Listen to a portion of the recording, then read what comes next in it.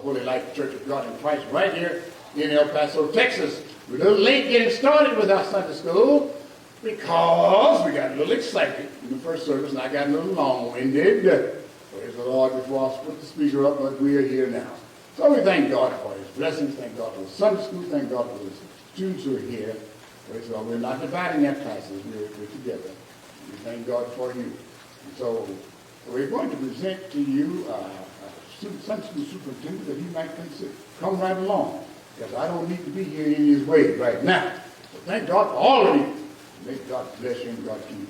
Come on, Deacon Wheelwright. Praise the Lord. God bless you. God keep you. In Jesus' name, he is our Sunday school superintendent doing a wonderful job. All right, God bless. God keep you. Sunday school for the Holy Life Church of God in Christ. Good morning. Good morning. Good morning. We're still in Jeremiah, but I'd like for the participants to introduce themselves, please. Good morning. Good morning, Assistant. Evangelist Addie Taylor. Good morning, Minister Lazar's mother. Good morning, Deacon Richard Spencer. Good morning, Deacon John Kennedy. Okay, since we're running a little behind, we're going to jump right into verses out of the Sunday school book. Morning title of the lesson is Repent of Injustice. Bible truth, God called his people to repent of injustices and suffer the consequences, Memory verse. Thus said the Lord, execute ye judgment and righteousness, and deliver the spoil out of the hand of the oppressor. And do no wrong, do no violence to the stranger, the fatherless, nor the widow, neither shed innocent blood in this place. Lesson 8. By the end of this lesson, we will recognize that covenant relationship between God and his people requires justice. Repent for injustice and become agents of deliverance for the oppressed. Okay. Our lesson today is Jeremiah. And we're going to start in chapter 22. And it goes from 1 through 10. Okay, I'm not going to talk too much about Jeremiah so we get to the lesson. But just a little background on him. He was called to be a prophet at age 23. When he was called to be a prophet, there was a king of Judah named Josiah, the last good king of Judah. The northern kingdom has already been gone into captivity. Yes, Judah, since it was capital was Jerusalem, they figured that God would not do nothing to them. Their insurance was, this is his house, so he's not going to destroy his house. He wouldn't do that to us because this is where he lives when he's on earth. But, of course, we know that they had the wrong understanding. But the throne was established by, we know God promised David that his line of this will be king forever. And of course we know that they kept messing up, but forever meant the King of Kings would come, which was Jesus Christ, our Lord and Savior. So, Jeremiah was prophesying under 5 kings. When he was called at age 23, he was prophesying under a good king, Josiah. So his job was easy. But as time moved on, Josiah was killed by Pharaoh in Egypt. Next king come in, lasted 3 months. Next king come in, lasted 11 years. Next king come in, lasted 3 months. Next king come in, lasted 11 years. All bad. So Jeremiah was having issues. 40 years he prophesied. So let's look at how Jeremiah addressed God on some issues he had. Because it looked like he was about to have a nervous breakdown. Because he everything he told the people after the good king, everything he told them, they just wouldn't listen. It got to him very bad.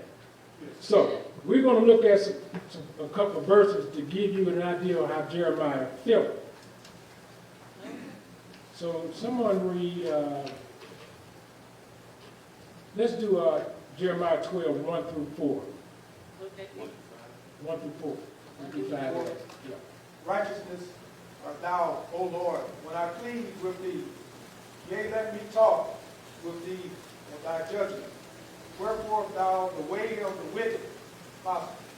Wherefore all they happy that deal very treacherously. Thou hast planted them, yet they have taken root. They grow, yet they bring forth fruit. Thou art near in thy mouth, and far from thy reign. But thou, O Lord, knowest me. Thou hast sent me, and tried my heart toward thee. Put them out like sheep for the slaughter, and prepare them for the days of the ultimate slaughter. How long shall the land mourn, and the herbs of every field wither, for the weakness of them that dwell therein? The breath are consumed, and the birds, because they said, we shall not see our last end. Okay, here's Jeremiah complaining to God about these people messed up. So go ahead and put them in slaughter. Because they're not listening to nothing you say for them to do. They keep multiplying. But remember, years have passed. Yes. So they keep multiplying, and, and they're not listening. They're not listening. And God answered him in verse 5. If thou hast run with the footmen, and they have wearied thee, then how canst thou contain with horses? And if in the lands of peace, wherein thou trustest, they wither thee, then how wilt thou do in the swelling of Jordan? Now here's God coming back and telling Jeremiah, basically telling him, hey, guy, cowboy up, keep the program. Now here you all, been around under the good king, now you got bad. You dealing with people. If you can't stay in a race with people, how you going to stay in a race with horses? When your job was easy, now it's getting hard because these kings don't like me. Be quiet. Move on. Hang with them. Saddle up. Move out. Give it the program. So he's telling us from moving slow, the people, now you got to move fast from horses. You can't be whining. Move on. Okay? That's what God replied to Jeremiah for his complaint. And there's another one which I'm not going to read because due to time. There's some other scripture, Jeremiah 27 through 18. He even gets so bad, he talking about he should have been never born. Curse my mama. The guy who came to tell my mama that she had a boy, kill him too. I shouldn't be here. He was upset with the people. Okay? But of course, you know what God told him. Move on. Okay. If we know Jeremiah was the last what? Last prophet of Judea. But of course, after Judea, there was other prophets because there were prophets, called while they was in captivity, Daniel. And prophets called when they came out of captivity. One of them was Azariah, the second Moses, because of the gift they gave. Okay, let's get into the first verse. Okay. Thus said the Lord, go down to the house of the king of Judah and speak thee this word. All right, explain that. God's telling them, this is what I want you to go do to explain to the king of Judah. This is what I'm getting ready to tell you. This is what I want done. Okay, let me ask you, where is, because he started out with, thus said the Lord. That's how he started out, meaning what? When he says, thus said the Lord, he's telling them what? That God said this in the regulars. This is Lord talking. Where is Jeremiah at? Where is he at? In Judah. Because the verse said what? Go down, so go down. So where's he at? What part of Jerusalem? He's in Jerusalem. He's at the what? He's at the temple. Because he told him to what? Go down. Temple, the high part. He told him to go down. And he said go down to the king what?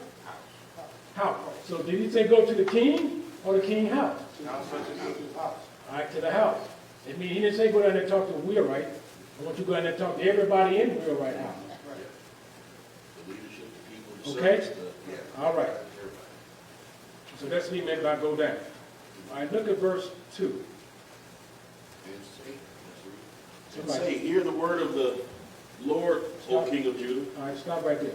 Here we go again, talking about hear the word. What do he mean by when he say hear the word of the Lord? He's telling them, listen to me. This is what God's saying. Listen to what I'm telling y'all God said.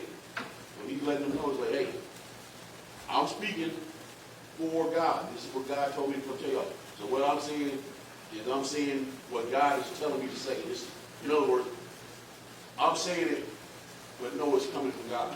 Okay? But he said, and hear the word of the Lord. What do he mean by hear the word of the Lord? You know, some people listen, some people hear. What do he expect them to do? Pay attention. Say, y'all better pay attention. Yeah. Take this whole argument. This is what the Lord says. In other words, here's the warning.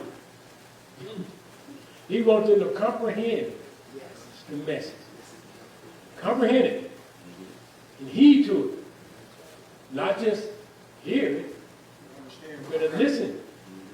You better work on what the Lord said to do. Not just let it go through one ear and out the other. Pay attention to it. Ask somebody. All right. So read the rest of the part of that. O King of Judah, that sitteth upon the throne of David, thou and thy servants and thy people that enter in by these gates. Okay. So he's basically saying the whole community, the whole country, the whole nation. Okay. When he's saying, and he also saying gates, what is meant by, who's he talking to gates? Because you're in the king area, right? So the reference of throne, the gates is what? Because he mentioned it here, throne, right? He mentioned what? Servants. Servants, the people. Okay, so who is he? When he says gates, I think he's referring to the nation. Anybody else want to comment on that? I think he referred to Jerusalem, the gates of Jerusalem. Everybody Anybody else? What you saying out there? Speak up. So She said the heaven. oh, the heaven. No. It refers to the citizens. Citizen? The No. citizens. What he's referring to is the king gate, not the gate to the city, because he don't went down to the king house. So all you leaders in this gate, in the king house, I am talking to you. In the gate of the king house, not the other gate when you first come in with your whole court, when you first come into the city. Because remember, he told Jeremiah to go down to the king's house. So that's what Jeremiah is at the king house. Okay? Anybody else? And he also talked about, he said what? The O king of Judah, that sitteth upon the throne of David. What is he talking about?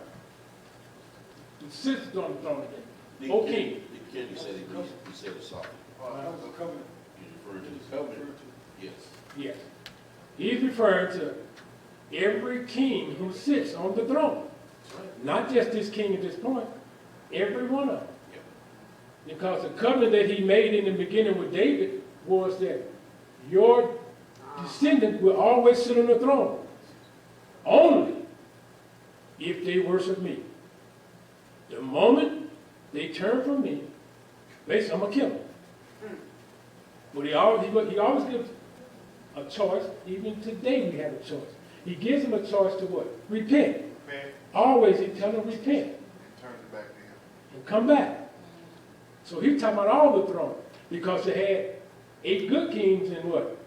The southern kingdom of Judah, and none in the north. That's why the north went into captivity first. But this, they don't ran into the last good king, so we know where they're going. Okay, let's go down to verse, anybody want to add anything else to that verse? All right, let's go to verse 3. Thus said the Lord. Here we go again. Meaning what? This, the Lord told Jeremiah, tell the people, this is coming straight from the Lord. That's right. This ain't me. I'm not adding in 1%. Here, this is what the Lord said. Okay, go ahead, brother. Read the rest of that. Execute ye judgment and righteousness, and deliver the spoil out of the hand of the oppressor. And do no wrong. Okay, let's work on that right there. Execute these judgment and righteousness. What is he saying there? You tell the leadership they need to execute righteousness and deliver the spoil out of the hand of the oppressor. So let me ask you this right here. What do you think about the leaders right now? About their job they've been doing? They haven't been doing the right thing. What you say? They haven't been doing the right thing. They failed. They've been extorting, robbing, Right. persecuting. They've been doing everything what they supposed to be doing. They failed. They ain't been being fair, Okay. Taking care of the poor. merciful. They haven't been taking advantage Helpful. of the people. They've Okay. been worshiping other gods. So they failed. They Okay. So what is judgment? What was the purpose? Judgment was to ensure what? Justice. Right. Judgment, there is judgment, but they also use it as justice. justice. In this case, he's talking about justice. Okay? So what is justice to ensure? Why do you want them to use justice? What is justice going to ensure? That the marginalized or the people that can't take care of themselves is looked after and helped and not preyed upon Well, and mistreated. But they judgment, remember in this case, judgment is justice. So judgment is to make sure everybody's what? Treated what? treated Fairly. fairly. Make sure everybody's treated fairly. Treated Now remember, judgment plays two roles, judgment and justice. justice. Okay? So make sure everybody's treated fairly. Correct. It also is to ensure, is to intend to what? To developing and what? Maintaining what? Order, righteousness, Yeah. order. How's it working with the people? You know it's supposed to do that, but what's the purpose of it? What is the intent of it to do for the Take people? care of them. Okay, to take care of Take whatever. care of them. They keep your And time. lead the people in the right way. So that they'll have a fair and working society. You're both right. It's to build a relationship between leaders And the people. and the people. Okay? Build a relationship. Because if people know that you're being just with them, they're going to feel better. Right. Okay? Because in the Old Testament time, the leaders was accountable. Give you an example. When they went on a raid with Joshua time, God told them to kill the cows, women, the dogs, pigeon, anything around there. And any gold, anything, bring it to the temple. They wouldn't hid it. One of them wouldn't hid it. Yep. God woke up Joseph and said, listen, something, I'll tell you something. I'm going to wipe out some of your people. And he said, what do you mean, God? Some of them. And I'm going to tell you where it's at. I want you to go down, 6 houses from Cecil, make a right, go down to the blue house, go in the basement, look under that wood cabinet you got down there, and you're going to find some gold. If you don't get it, I'm going to kill everybody down there. So he wouldn't got it because God was going to hold the people responsible. That's right. He's going to kill people because in the beginning, they all made a covenant. They all walked across as a nation. So one did it. So if one got away, if Joseph had went down there and done something to him, then mass punishment. That's right. Now you got Christ. It's an individual. Individual punishment. Right. Individual thing. Okay? So it had its purpose. Okay. Anything else in there? So it all fell on the what? The leaders. Your leadership. It was a leadership job. You know what I mean? It's the same way today. To a degree. To keep fair order. To a degree. Yeah, the thing that's- You know, civil rule versus Christ. Okay. All right. Let's go to verse, no, You didn't finish. no, finish 3. No, I'm sorry, did you finish what? No, 3, go ahead, finish the Bible. And do no wrong. Do no violence to the stranger. Hold up. Remember, did you read in deliver the spoils out of the hand? Yes, sir. You Yes, did? sir. Okay, And okay, go ahead, finish the hand, I'm with you. And do no wrong. Do no violence to the stranger, the fatherless, nor the widow, neither shed innocent blood in this place. Okay, So he's telling them, you know, y'all need to lead the right way. So don't do no wrong. Don't do no wrong to the foreigners, to the strangers.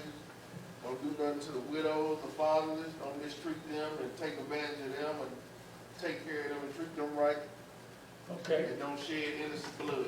All right, when there's no justice or righteousness, what does that create? Discord, disorder, rebellion. Can we say oppression? Oh, yeah, Because definitely. people ain't gonna revolt, King got the army. Oppression, right? In such case, if there's no righteousness or justice, oppression, the circumstances creates what type of environment? Hostile. Lawless, Disorder. high crime. Okay. Disorder. No Crime. justice. So you can take from the poor or somebody middle class or whatever, and they have nothing to worry about. No consequence. And in turn, they're gonna go find somebody that's weaker than them and take from them. It's just gonna, Yeah. it's just gonna be a, Trickling effect. Yeah. Right. But no consequences, right? right, Correct. Okay, what does it mean in this verse about strangers? Who are the strangers? immigrants. Foreigners that's passing through, passing by. It's not originally from there. That's right. Okay, so we won't say illegal, we say, I just said immigrants. we They're say, not originally I from just there. said immigrants. we People say that immigrant. But migrated to, So why were you to take care of strangers? because they knew. Well, here's a stranger coming in from a place where they sacrifice kids. You supposed to take care of him? He's a stranger. You're supposed to take care of him and teach him the ways and the customs and the mannerisms of where they at. Yeah. It's called acculturation. Yeah. You're supposed to take care of him. Yeah. Well, You took care of the strangers that accepted your God. The ones that knew about God that came to Israel, them were the strangers that they took care of. Not the jokers that been out there killing. You know, it was the ones that seek God. It was the ones that wanted to do what the Israelis' whole purpose was to draw the world. Oh, okay. Not just any stranger. A stranger who wanted to what? Worship your God. Okay. All right? Okay, what about, why so much on the fatherless and what? And the widow? Why? Well, the fathers ain't got a father to guide them, and the widow ain't got a husband to care for them. Both of those groups of people don't have somebody to take care of. The primary, You gotta take care of it. Breadwinners. They were the breadwinners. providers. Women didn't go to work. Take care of the breadwinners are gone from the family. Take care of them. Okay? All right, let's go to verse 4. Oh, okay. For if you do this thing indeed, then shall there enter in by the gates of this house kings sitting upon the throne of David, riding in chariots and on horses, he and his servants and his people. All right, you got a bigger one, sister. Go ahead. Are you think this is a big one? That's good. It's small, isn't it? No, but, well. Well, go ahead and explain. What he's saying is that God says this, the Lord says this. If you take care of these people I just mentioned in verse 3, and if you treat them right, and you do justice on them, and you provide for them, and you teach them about me, this is paraphrasing, then, as I promised, all the kings will come in, and I will bless them and continue to take care of them and provide for them. Go ahead, sister. You got it. You got it. What's your name? Here's all this bad guy. That's right. No comment. She broke Okay. it down. Because when God tells you to do something, there's something that you got to look at. It's called If you don't do it, consequences. I can never say And if you do it, blessings. So what she said was right on. God told him to tell him, if you do what I say do, blessing. But if you don't, That's an next. no, I stopped myself. Yeah. Okay, so God had promised, but through who? He made that promise to who? As you said earlier. To who? David. He promised to David, right? And so mainly it was to keep the throne going. God was going to bless it. Okay, let's go to the rest of number 5. But if ye will not hear these words, I swear by myself, saith the Lord, that this house shall become a desolation. Okay. Do what I said, or if you will not, I will destroy it. What do we say? 2 things. Either you will have what? So you have a blessing. Blessing or Or whatever. curse. Or curse. Blessing is obedience, and curse is I'm gonna do my thing. Disobedience. Okay. And then he said, God said, even God said, I what? I swear by me. I swear by me. I swear by me. That's it. That means that's it. He's sitting wrong mistake. I mean, you guys got to tell me, I swear I'll help you tomorrow. Yeah, right. Then you call, God said, that means he's upset. He's upset because, we'll see later, he's upset. He said, I swear. Okay? That, now, when he said, I swear at myself, the Lord, that the house shall become a desolation. What? The house. What house? What house we talking about? No, you're talking about the house of David.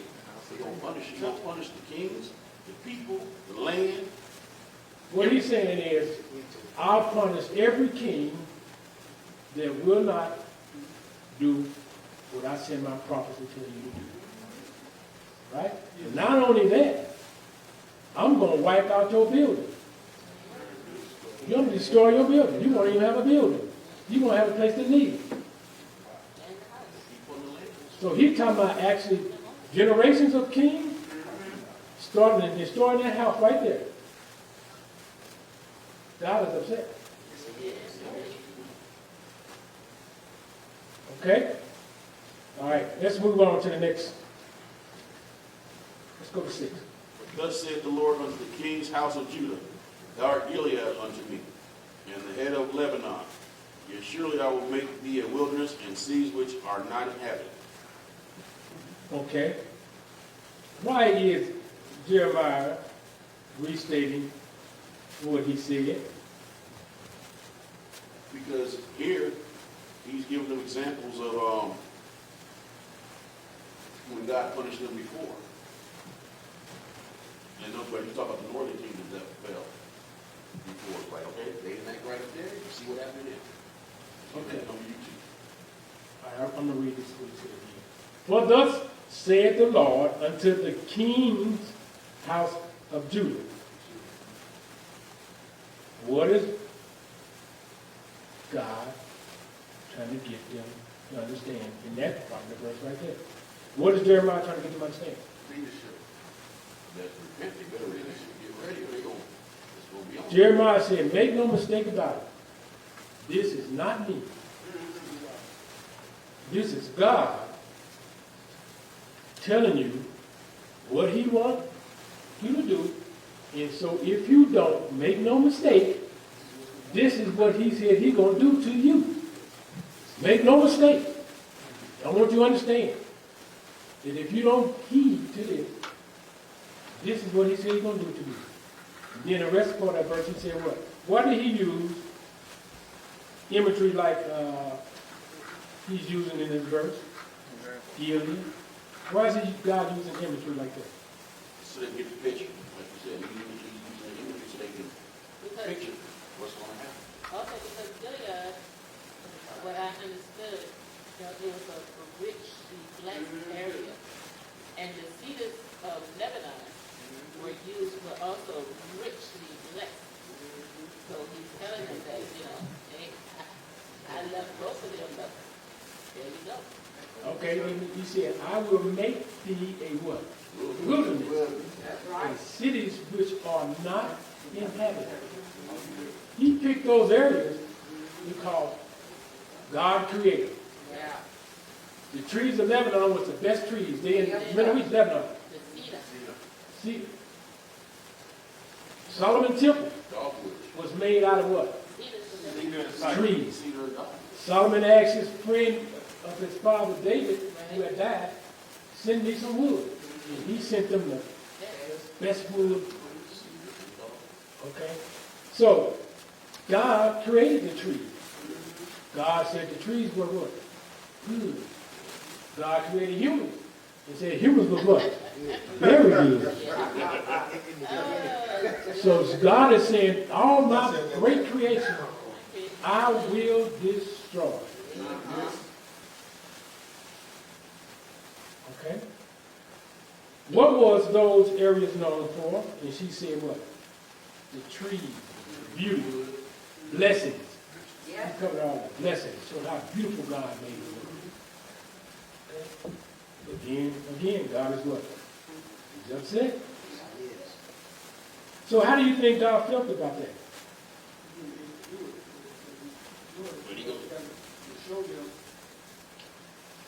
Okay? He's heartbroken. God don't want to destroy. He don't want to destroy his people. He don't want to destroy his trees. But it's their choice. They have to make the choice. You have to make the choice. Same thing. Okay. Let's get into verse 7. And I will prepare to destroy against thee everyone with his weapons, and they shall cut down thy choice cedars and cast them in fire. Okay. Who are the destroyers? The Babylonian Chaldeans. There you go. Babylon, the destroyers, he called. Okay. What is meant by the choice cedar? Thrown into fire. What is he talking about? Cedars of Lebanon. What you said in the previous. All they good wood and forest they have, it's going to be destroyed. Okay. They want allowed to be destroyed. Anybody else want to comment on that? That's what he done. Talking about destroying the temple was made of that choice cedar stuff. You're going to destroy the cedars too. I mean, you're going to destroy the temple. Okay. Cedars too. What is it? You said forest? You said temple? It's Okay, the let king's me. house. And you, Sister Joy, you said what? The king's house? All right. That's Liberty? same thing. Okay. Let me got it together. Remember, when Solomon got the trees to build, he got them from where? Another area. Lebanon. Cedars. Now, they come under siege.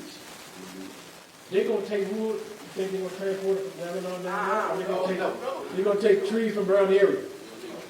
They're going to take trees from around the area. What the cedar he talking about here is his temple.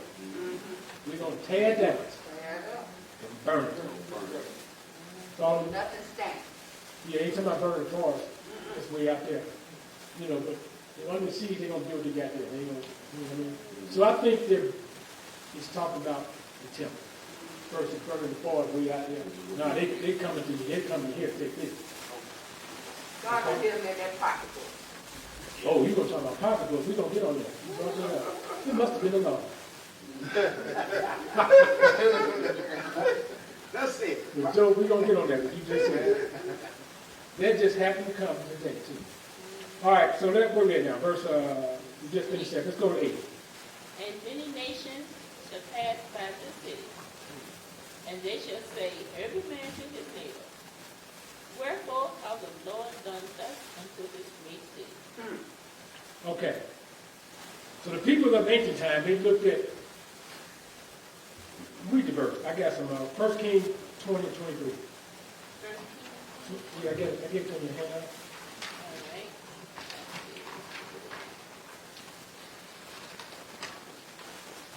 1 Kings 20:22. And the servants of the king of Syria said unto him, their gods are gods of the hills. Therefore they were stronger than we. But let us fight against them in the plain, and surely we shall be stronger than they. All right, so the people in the ancient Middle East, Near East, we call it Middle East, they looked at your power, Israel's power, because they they looked at your power was based on your gods. Right. You conquered there because your God was better than that God. They said in that the gods of the, let's let the gods of the plain. We can whoop on the gods of the plain, but we can't whoop on the gods of the heat. So they looked at everything as being separate deities. right. Okay? So, right here, the people, talking about the people come back. Jerusalem's status as a great city has earned Judah a reputation of what? They're on the best time. The most powerful God. Because remember in history, God was doing fighting for them. They've been told this, some of them. So they looked at Israel as having the what? The powerful God. Right? Okay. Is this what God's intentions was? Yes, if his people did not follow him, Okay, let me read the verse.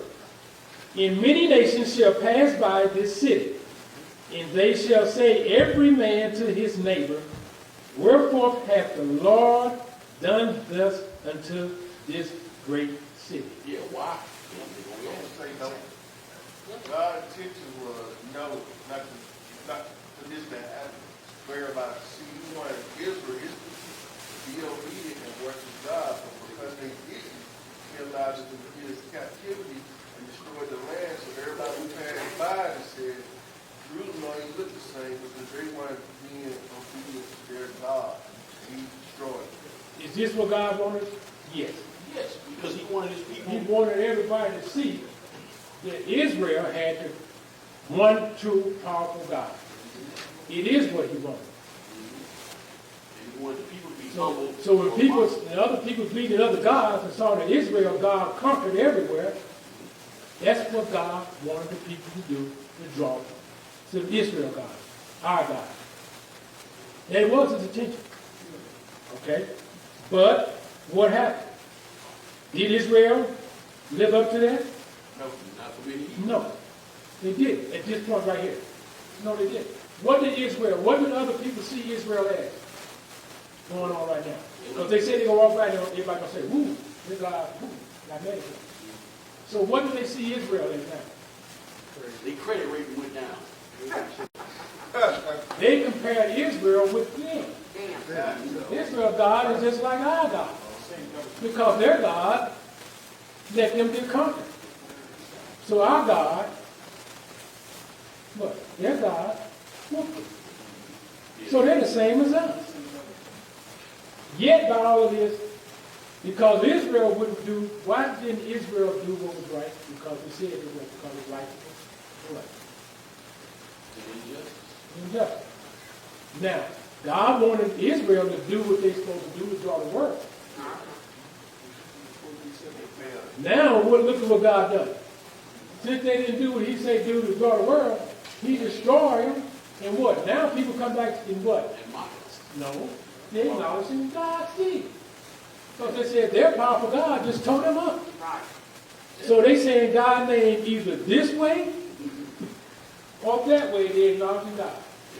They seeing that Israel God turned them down. Because God got him to say his name one way or the other. To recognize him.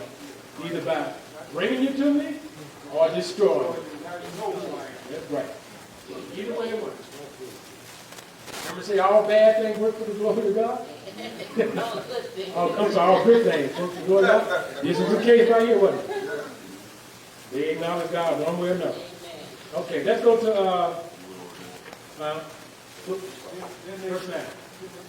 Then they shall answer, because they had forsaken the covenant of the Lord my God, and worship other gods and serve them. Okay? They are specifically cover the covenant that has been made. They are sacred covenant, and not one that God wants them to do. And so he promised that they worship other gods instead of worship.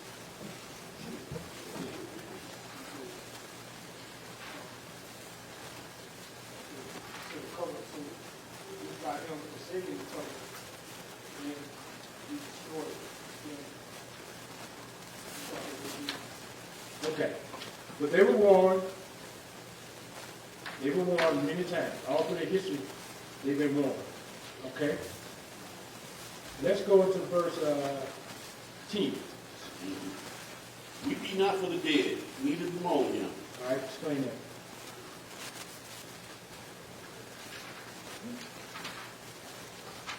Best of, well, to my understanding, is that God is for the living, not for the dead. Okay? And the reason they were allowed to be dead and be destroyed is because they weren't living with and for God. So don't feel sad. Don't be sorry for them. Don't feel sorry for them. Okay. Now, read the next verse, somebody. Or continue to each other. I'm sorry, read the rest of it. But weep sore for him that goeth away. For he shall return no more, nor see his native country. And that's why he said in the beginning, weep not for the dead because they don't have to worry about it. They don't have to bemoan the dead person because they don't have to worry about being sent away and not being able to return. Okay? But we for the ones who fallen from God's grace. That's what the Israelis, the exiled Israelis was. Okay, now, because we're running out of time. This is the last verse. Remember, God told Zechariah, Babylon's going to come in there. The only way you can live is what? In captivity. It's so, Submit. surrender. Surrender. Right? That's what he told him. All right? He said, if you fight, you're going to surely what? Die. Yeah. Now, if I'm trying to repent and get back square with God, would you rather die or surrender? I'm gonna follow what God told me to do because I got this. No, listen to what I'm saying. Because God gave, he said, only way you're going to live is what? Surrender. Right? Now, he said the king was going to captivity. Yeah. He gave some choice. So, if I've been bad and I got a chance to live to try to repent, do I want to live with that? Well, why is Jeremiah saying this? Why is he saying it? Because he actually used this in verses we got one time. He's referring to Josiah, the good king, his son took over for what? 3 months, and he was what? Kicked out because he was overthrown. He died in Egypt. Right? So Jeremiah is saying in this case right here, I don't know if this is Jeremiah. He said as though his best is to die than live what? In a foreign land, being beat up in exile and suffer and be buried there. You follow me? So, how to take it? He said the judgment of God is going to be so bad. And he said it because when the Babylonians come, remember we talked about the Babylonians didn't care nothing about it. They treated a dog better than they treated the Israelis. They didn't care. They didn't care. And that's why, remember Isaiah got upset because he said, God, why are you using these low-down people to whoop us when they don't even believe in you? God said, listen, I'm the God of everybody, whether you accept it or not. I'm going to use them to spank you, and when I get through, I'm going to spank them. Okay. So, all right. So, to end this, we know, let me ask you a question. Did Jeremiah go into captivity? If Baal, he was still alive, where did he go? Did he go in captivity? No, he did not. No, he did not. Jeremiah was a prophet called by God. Why is God going to put him in captivity? God let him go to Egypt. He stayed in Egypt until he died. He was 80 years old. I got a question. Was Jeremiah a wicked prophet? I mean, is that his title? Was that called? Bishop, Bishop, Oh, well, Yeah. okay. always crying for people. see Bishop, Bishop Yeah. right there, yeah. Yeah. Yeah, weeping, Father. He whined all the time about just something, some stuff, he always was trying to get. Yeah, I thought it was the weeping prophet, but I just want Because remember, God got on because now you was under good king, you didn't have to do much, because good king was doing good stuff. Right. He works with me. He says, stop. But now when it came time to work, you got to whine. That's why it says, saddle up and get in the race with the horses. Okay. That concludes Sunday school for today. Now I'll present our pastor and bishop of Texas Western Jurisdiction, Bishop Lawson.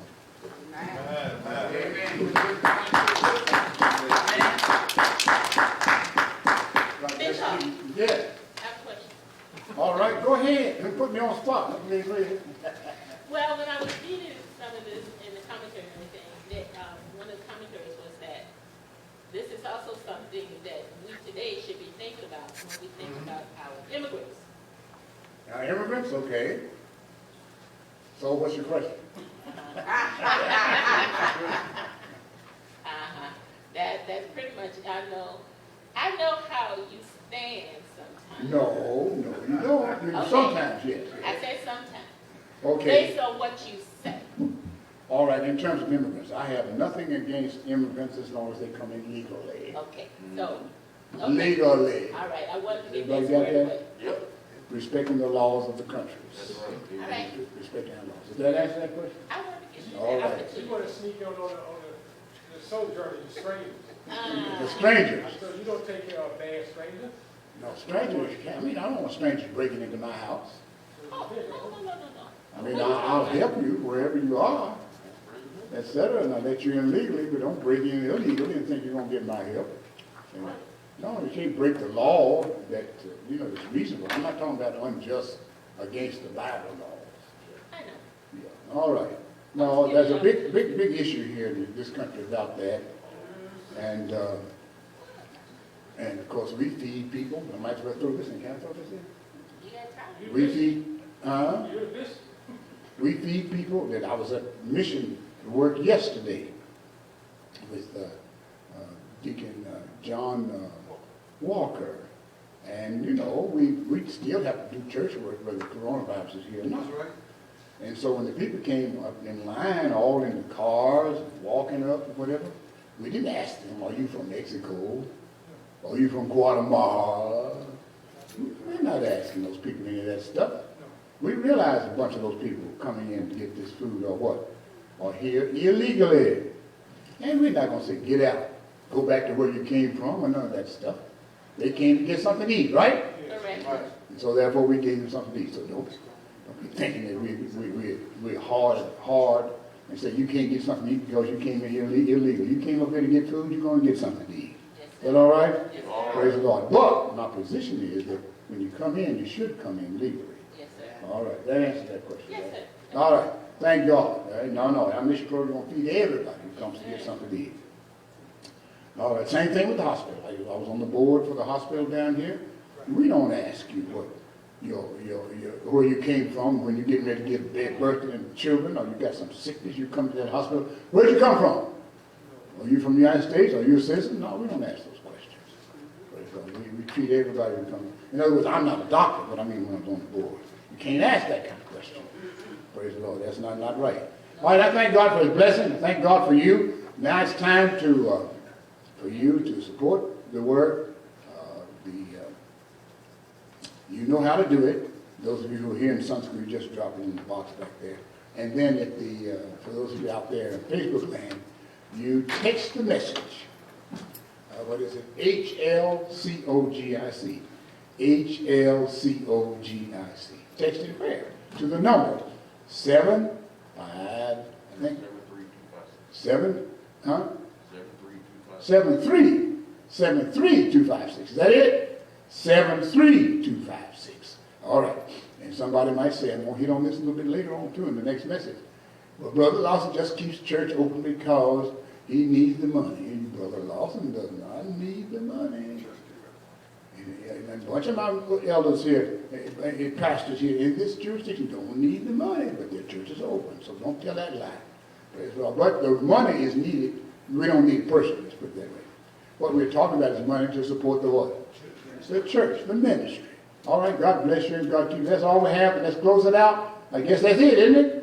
Have a little prayer or something. Father God, bless these people, and thank you for the Sunday school. Thank you for Deacon Wheelwright. Thank you for the Sunday school participants. And thank you for the people in Facebook land. In Jesus' name, amen. God bless. Amen. Take a break.